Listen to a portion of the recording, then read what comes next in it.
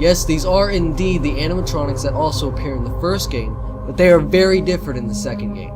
First, let's look at Chica the chicken. She looks incredibly different from the Chica in the original game. She still has the bib that says, "Let's eat," and the same body structure, but the head is too far from the original to be the same one. So the head that she has in the first game must have been updated. Bonnie in the second game is missing his face, all the way up from his upper jaw to his ears.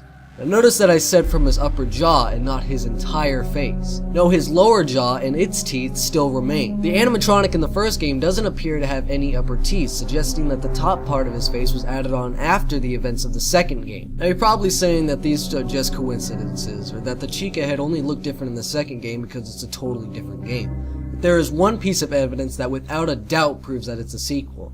And that's winning the 5th and 6th nights of the second game. Yes, when you beat the 5th night, you are awarded a check of $100.50. And the check's date is 11/12/1987. Now this date is very important, and I'll explain this later on. But when you win the night after the 5th night, you are awarded an overtime check, and it appears on the front of a newspaper article. Now this newspaper article's contents confirms that it's a prequel 100%. The newspaper article reads, "After being open only a few short weeks, Freddy Fazbear's Pizza is closing its doors. The new animatronics will be scrapped due to possible malfunctions. However, the original characters are being kept in hopes of a possible reorganization of the company. It's a minor setback. We are confident that we will reopen someday, even if it is with a much smaller budget." This quote by the CEO of Fazbear Entertainment explains why it is possible to run out of electricity in the first game, due to the establishment being built on a much smaller budget. So there you go. It's perfectly explained why Five Nights at Freddy's 2 is a prequel. Now the rest of this video will be about the lore of Five Nights at Freddy's, and it will be pretty wild speculation. Remember that the check at the end of the 5th night of the second game was dated 1987. In the first night of the original Five Nights at Freddy's, the man over the phone talks about the bite of 87. Yeah. It's amazing that the human body can live without the frontal lobe, you know? The bite of 87 is believed to be a terrible accident in which one of the animatronics, most likely either Foxy or Freddy, bit a person's frontal brain lobe off. Until the release of the second game, we haven't had a clue who was bitten, assuming it must have been a child or a parent. But in my opinion, all signs point to the guard you play as in the second game being the victim, Jeremy Fitzgerald.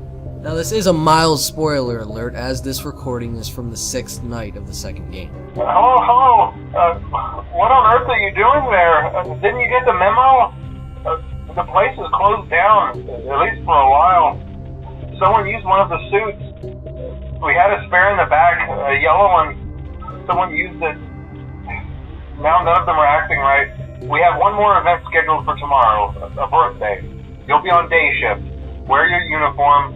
Stay close to the animatronics and make sure they don't hurt anyone. When the place eventually opens again, I'll probably take a night shift myself. So the year at which the second game takes place also coincides with the bite of 87, and at the end of the game you're told that there's one more event that they're gonna be having, and that's a birthday. And that you have to stay close to the animatronics to make sure that they don't hurt anybody. Which means either Foxy or Freddy started acting up and you tried to stop them, and that's when you got bit. There is evidence of a struggle during the bite of 87 on Freddy's head. If you look closely, you can see almost an imprint of a hand, as if Freddy's head was forcefully shoved away.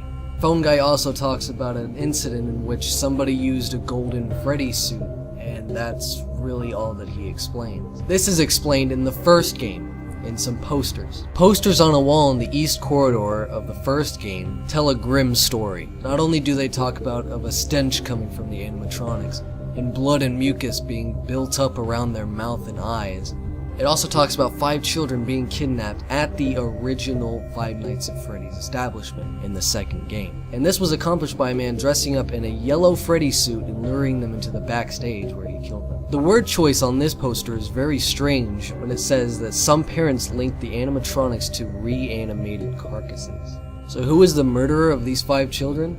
On the first night of Five Nights at Freddy's 2, the guy on the phone explains that the robots have a new criminal facial recognition system. They've spent a small fortune on these new animatronics.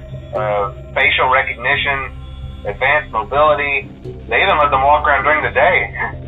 Isn't that neat? But most importantly, They're all tied into some kind of criminal database so they can detect a predator a mile away.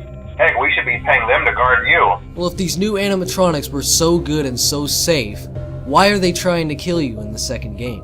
I don't believe it's because they are evil or that they're possessed, but because they detect you as a criminal. Perhaps one or all of the animatronics witnessed you kill the 5 children each night, and that is why they attack you, and can be fooled into thinking that you're just another Freddy suit when you don the mask. Now this is the icing on the cake, and this is my final speculation that I'll have for this video. In Five Nights at Freddy's, the recording on the first night states that the bears haven't had a bath in 20 years, and that I'd probably be a bit irritable at night too, so just be aware. The characters do tend to wander a bit. Looking at the wiki for this game, it says that because the check is made for $120 in the first game, the game must take place somewhere between 1991 and 1996, because when valued hourly, the check has a value of $4 with tax. When tax is added up, it equals to $120 for the 5 days that you were working throughout the game, which was minimum wage about this time. As you've been looking at this picture of this check from the first game, you'll notice that the date says 11/12 XX, which is why they think that the game takes place from somewhere between 1991 and 1996, because there's no date on the check for the year. The only thing that's really important about the year's date on the first game is that it takes place after 1987, which we already knew, because why would the phone guy be talking about it if that was going to take place in the future? If you have a good memory, then you'll remember that the date on the check of the second game is 11/12/87, the same exact day and month as the first game. Well, the creator has confirmed that there is a paranormal aspect to the game. The animatronics are apparently haunted. My best guess would be that the souls of the 5 children are possessing the animatronics and are seeking revenge against the Night Watchman for the events of 11/12/87. As the killer of the 5 children was a Night Watchman too. This is somewhat solidified by the fact that the 2 games take place during the same week of the same month, just different years. And that phone guy is only recording these messages for this certain week because this is when the animatronics become extremely dangerous. But this is only speculation and it cannot be confirmed. This is just my best guess and what I've found through looking at the wiki and researching the lore.